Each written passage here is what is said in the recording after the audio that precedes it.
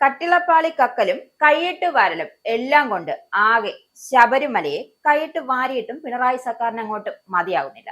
അതാണ് പുറത്തു വരുന്ന ഓരോ സംഭവങ്ങളും നമുക്ക് മുന്നിൽ തെളിയിച്ചു തരുന്നത്.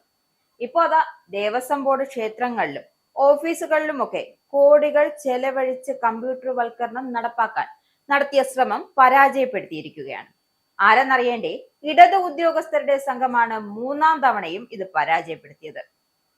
കഴിഞ്ഞ ദിവസം സ്ഥാനമൊഴിഞ്ഞ ബോർഡ് പ്രസിഡന്റ് PS പ്രശാന്തും കമ്പ്യൂട്ടർവൽക്കരണത്തിന്റെ പേരിൽ കോടികളാണ് കളഞ്ഞുകുളിച്ചത്.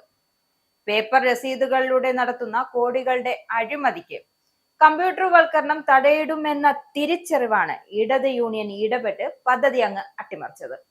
അതായത് ബോർഡിന്റെ കീഴിലുള്ള പ്രധാന ക്ഷേത്രങ്ങളിൽ കമ്പ്യൂട്ടർവൽക്കരണം നടപ്പാക്കാൻ ആദ്യം ശ്രമം നടത്തിയത് 2005-ലാണ്. ഇതിനായി പ്രമുഖ ഏജൻസികളുടെ സഹായത്തോടെ രാജ്യത്തെ വൻകിട കമ്പ്യൂട്ടർ നിർമ്മാണ സ്ഥാപനത്തിൽ നിന്നും ലക്ഷങ്ങൾ ചെലവാക്കി കമ്പ്യൂട്ടറുകളും അനുബന്ധ ഉപകരണങ്ങളും ഒക്കെ വാങ്ങി. ജീവനക്കാർക്ക് പരിശീലനവും നൽകാനായി ഇടനിലക്കാരനായ ഏജൻസിയെ തന്നെ അങ്ങ് ചുമതലപ്പെടുത്തുകയും ചെയ്തു. വിവിധ ക്ഷേത്രങ്ങളിലെ ജീവനക്കാർക്ക് 3 മാസക്കാലം ഏജൻസി സ്റ്റാഫുകൾ കമ്പ്യൂട്ടർ പരിശീലനം നൽകിയിട്ടും ഫലമൊന്നും കണ്ടില്ല. അതിനാൽ 3 മാസം കൂടി അധിക സമയം അങ്ങ് അനുവദിച്ചു.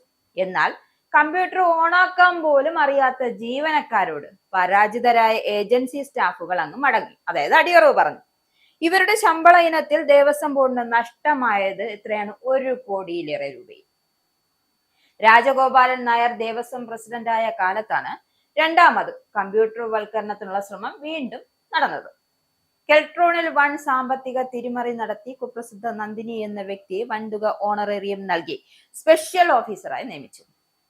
പഴയ കമ്പ്യൂട്ടറുകളുടെ സാധ്യത പരിശോധിക്കുക പോലും ചെയ്യാതെ നന്ദിനിയുടെ നേതൃത്വത്തിൽ പുതിയ സിസ്റ്റങ്ങൾ വാങ്ങി ജീവനക്കാരെ കമ്പ്യൂട്ടർ ഉപയോഗിക്കുന്നതിന് പ്രാപ്തരാക്കാൻ വീണ്ടും ശ്രമിച്ചെങ്കിലും പ്രത്യേകിച്ച് ഫലമൊന്നും ഉണ്ടായില്ല. ഒരു തവണ കൂടി ദേവസ്വം പ്രസിഡന്റ് ആകാനുള്ള സാധ്യത മുന്നിൽ കണ്ടുകൊണ്ടാണ് PS പ്രശാന്ത് മൂന്നാം തവണയും കമ്പ്യൂട്ടർവൽക്കരണത്തിന് പാഴ്ശ്രമം നടത്തിയത്. ദേവസ്വം ബോർഡ് ഓഫീസുകളിൽ ഡിജിറ്റലൈസേഷൻ നടപ്പാക്കാൻ ഒരു IT വിദഗ്ധനെ നിയമിച്ചു. 2 തവണയായി വാങ്ങിക്കൂട്ടിയ കമ്പ്യൂട്ടറൊക്കെ ആകെ അങ്ങ് പൊടി പിടിച്ചു. സ്വാഭാവികമാണല്ലോ. ഇതൊക്കെ കിടക്കുമ്പോഴും ലക്ഷങ്ങൾ കളഞ്ഞ ലാപ്ടോപ്പുകളും അനുബന്ധ സംവിധാനങ്ങളും വീണ്ടും വാങ്ങി. പക്ഷേ പദ്ധതിക്ക് തുടക്കമിടാൻ പോലും കഴിഞ്ഞില്ല.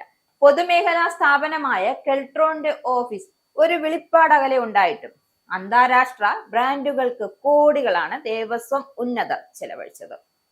കമ്പ്യൂട്ടർവൽക്കരണത്തിന്റെ ഭാഗമായി 15 വർഷത്തിനുള്ളിൽ വാങ്ങിക്കൂട്ടിയ ഉപകരണങ്ങളുടെ അവസ്ഥയെപ്പറ്റി ഇതുവരെ ദേവസ്വം ബോർഡ് അന്വേഷണം നടത്തിയിട്ടില്ല. വാങ്ങിയ കമ്പ്യൂട്ടറുകൾ എത്രയെന്നതിനെ പറ്റി ആർക്കും ഒരു കണക്കുമില്ല.